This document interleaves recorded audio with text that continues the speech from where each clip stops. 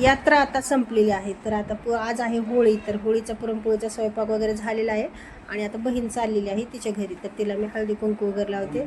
सगळं काम आपलं घरातलं आवरून घेतलं. तिचा डब्बा भरलेला आहे पुरणपोळीचा आणि ही छोट्या बहिणीची मुलगी पण आहे. तर अशा प्रकारे त्यांच्या बॅगा मी गाडीमध्ये टाकत होते आणि ते खाऊ पण दिलेलं आहे बरं का. छोट्या बहिणीच्या घरी पण दिलेलं आहे आणि तिच्या पण घरी दिलेलं आहे. आणि आता स्वयंपाक वगैरे झाला आणि घरामध्ये ज्यावेळेस हळदी कुंकू लावलं तुम्ही माझ्या लक्षातच नाही आलं की तिच्या पाया पडायचं राहिलं होतं. ते मी पाया पण पडून घेतले इथे.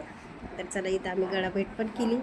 तर बहीण माझी शिक्षिका आहे बरं का. ती जॉब करते सरकारी म्हणजे जिल्हा झेडपीला शिक्षिका आहे. तर आहे आमचं श्रेयश आणि तिला 2 मुलं आहेत. हा छोटा मुलगा आहे. तर याची पप्पी घेतली, आदितीची पप्पी घेतली.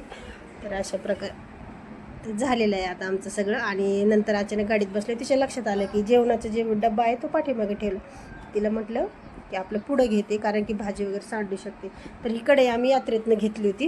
ते 300 रुपयाली लोखंडाची कढई घेतली होती कारण की आपल्या दिवाळीचं जे फराळ असतं ते तळण्यासाठी. तर आता बहीण निघालेले आहे. ते आमच्या ओमला टाटा करत आहे.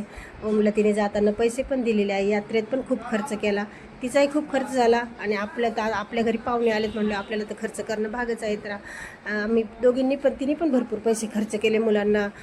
आणि चला आता बाय, भेटूया पुढच्या व्हिडिओ.